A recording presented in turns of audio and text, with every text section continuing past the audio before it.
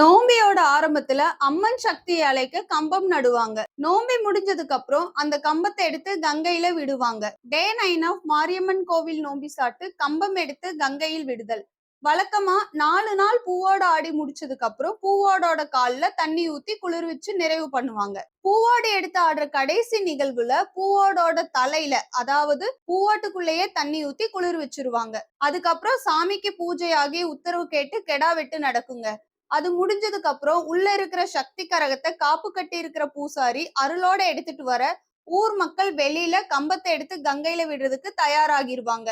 சக்தி கரகம் முன்னாடி அருளோட போக பின்னாடியே கம்பத்தை எடுத்துட்டு போய் கங்கையில விட்டுட்டு வருவாங்க. இதுக்கு இடையில கோவில்ல அம்மனுக்கு மாலை திருமாங்கல்யத்தை கழட்டிட்டு வெள்ளப்புடவை சாத்தி திரை போட்டு மூடிடுவாங்க. இதோட அன்னைக்கு நாள் நிறைவடையுங்க.